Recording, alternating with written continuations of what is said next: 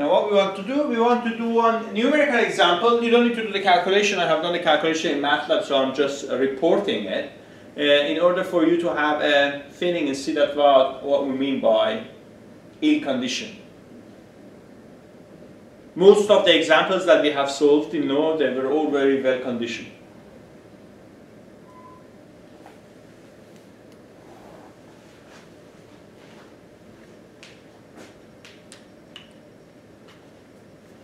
Imagine the result of some experiment has led into the following set of equations. Ax is equal to b. What is unknown here? X. What are knowns are a and b, which we have got it through the experiment, and they are this.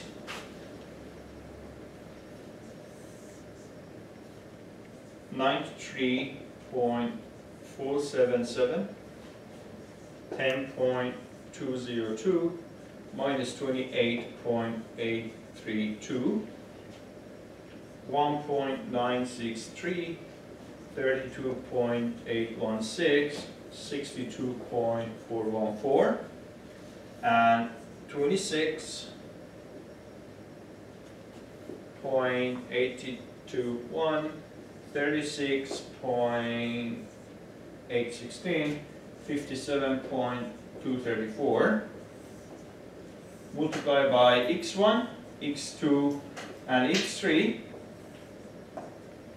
And the b are our observation. We have done an experiment and we have read the values. And I told I wrote them 34.71, 77, 70.92,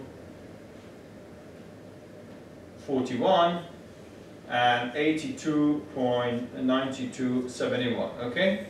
And then I told can you please go and find what are the values of x1, x2, and x3? And he has, in order for him to check, first he calculated the determinant of A, and he found that it is minus 1.9170, which is not 0, so it is non-singular. So he said, Shahab, yeah, we can do that. I will calculate the values of x. So meanwhile, he texts Hassan and he asks Hassan, I am on my way, I don't have a computer, can you please do this calculation for me? So, and send the result to Shahab because he wants it. So what happened? Hassan started doing it, alright? And he used his MATLAB and he calculated the values of x1, x2, x3 to be 0.5, 0.8, 0.9, and he sent it to Shahab. Then I didn't know that Hassan has done it, so he said that maybe Hassan has not do it, and in order for him not to make me angry, so he started to do it at home. But when he wanted to do it, he was in rush because he wanted to eat food, so he said that, okay, the values of observation, I will round them. So I will make my B to be 34.7, 70.9, and 82.9, because he also checked that the determinant is not 0, so he can find the inverse and do the calculation. So he did the calculation, the same system of equation, but he just simply round the b's. So they are the same, aren't they? And then he calculated the values of x1, x2, and x3, and he sent them to Shahab. And these are the values that I have sent me. It is minus 1.68294, 8.92282, minus 3.50254. And what we observe is slight change has resulted in significant changes. A small change in B has resulted in significant change in X. As you can see, 0.5 has been changed to minus 1.68. 0.8 has become 10 times bigger, or 0.9 has become minus 3.5. And what we have changed, we have dropped the second digit after the decimal point.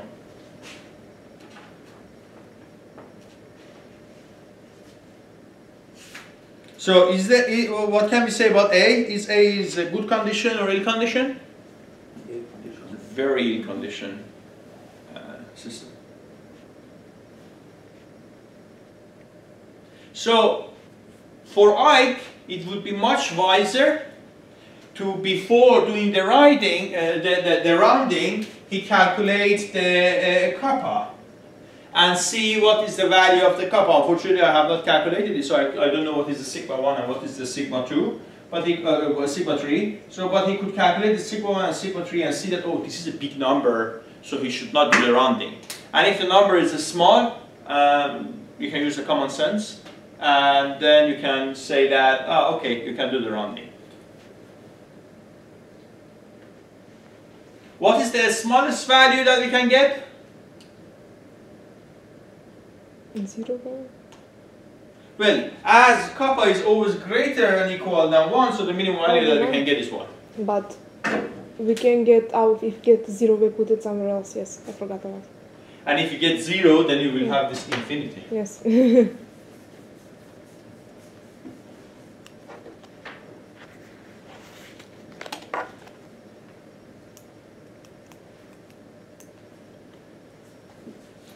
We can write this concept in a more general form.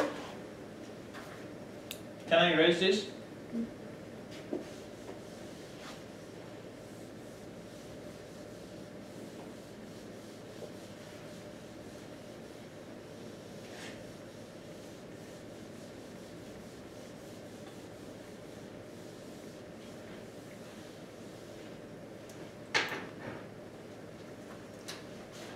So in general, assume AX is equal to B and A belongs to R n by n and X and B belongs to Rn. Then we know that X is A inverse B. If B has some noise, then, so if B has some noise, then we can write our system as X plus delta X is equal to A inverse B plus delta B, which delta B is the noise and delta X is the response to this noise. So we easily can see that delta X is equal to A inverse delta B. So the norm of delta X is less than equal to the norm of A inverse multiplied by norm of delta B.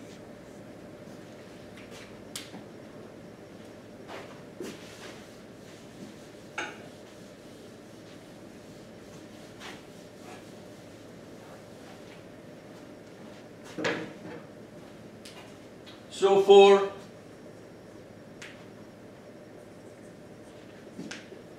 a small norm of A inverse and a small norm of delta B, we will have small norm of delta X. However, for larger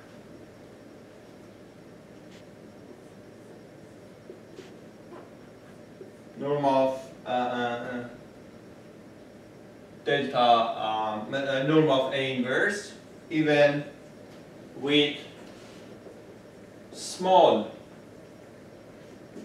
norm of delta B, we will have large norm of delta X.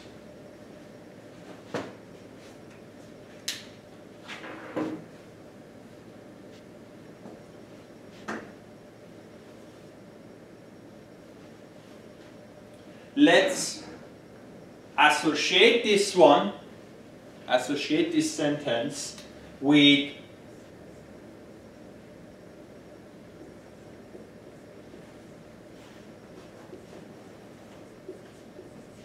this sentence, which we just stated before.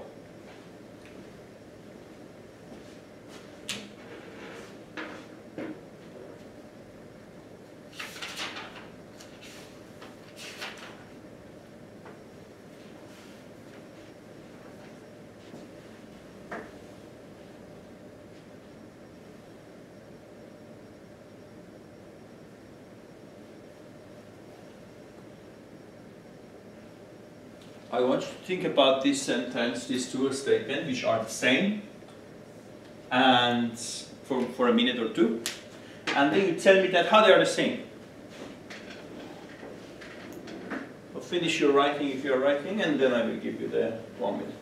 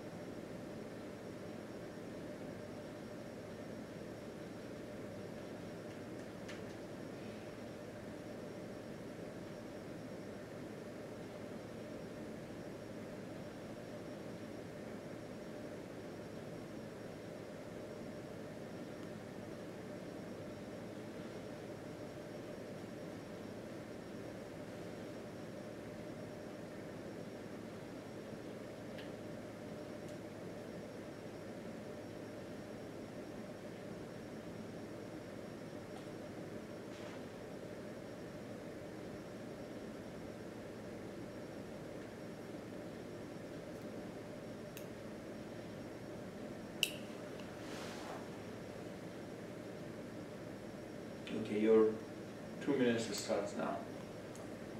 The question, the question is that the statement that I have written in blue is actually the statement that I have written in red. Associate them.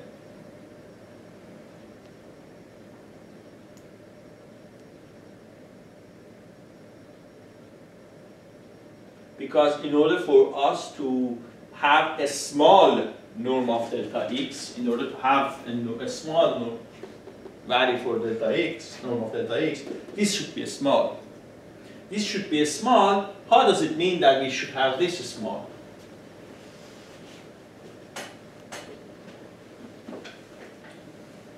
I mean, there is no mathematical proof. It's just like philosophy. It's just like talking.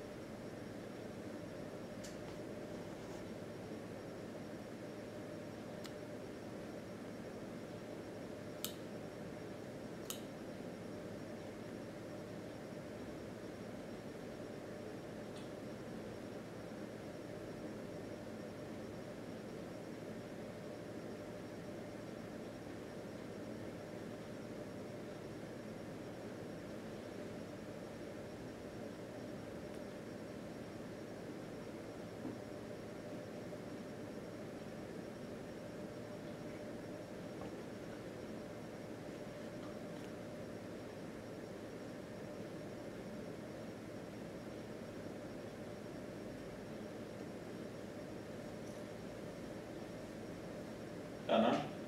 Well, we said that k is equal to the norm of a multiplied by the inverse of a, if such the norm too. No. I want you to tell me that how sigma 1 over sigma r is associated with those statements. Well, because it is equal to the product of a and the inverse of a, if we such the norm. If we increase the value of the inverse of a, the norm of the inverse of a, then k will get bigger too.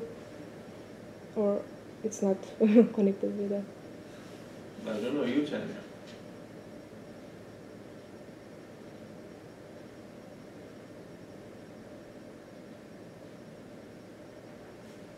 Look, let's read the blue part and interpret every single sentence that we read in this form.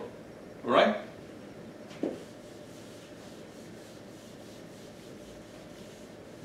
But we will also write what Dana said. This is this, right? Yes. Okay, now, for a small norm of A inverse,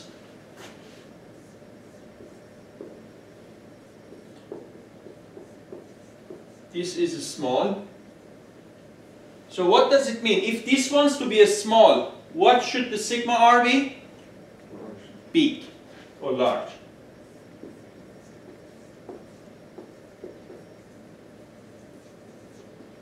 If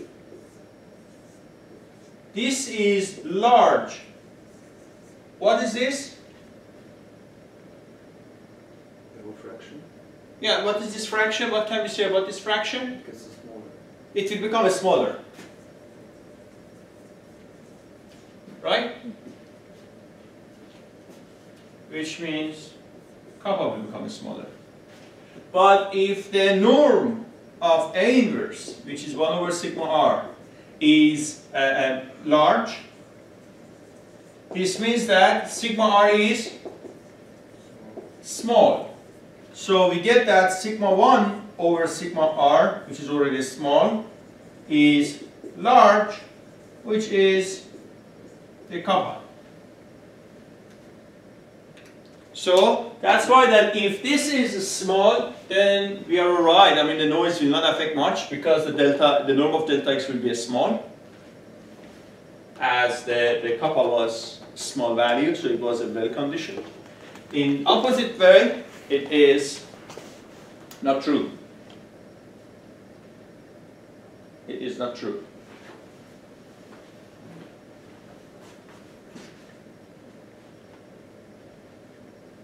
And these are the type of the links that you have to be able to do it, because if you do it, then while you are reading an article, you will be able to interpret it in different form, or you might be able even to come up with a new solution.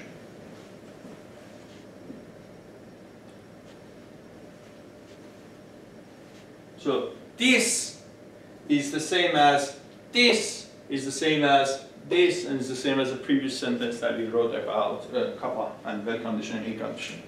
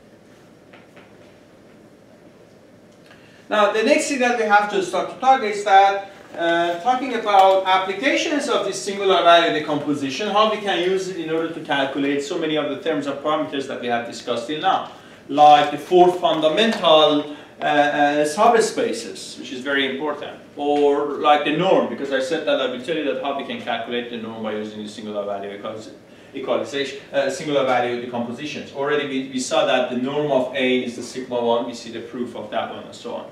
But I think that is enough for Friday morning brain exercise. We can stop here and we can continue on Wednesday. Thank you. Yeah.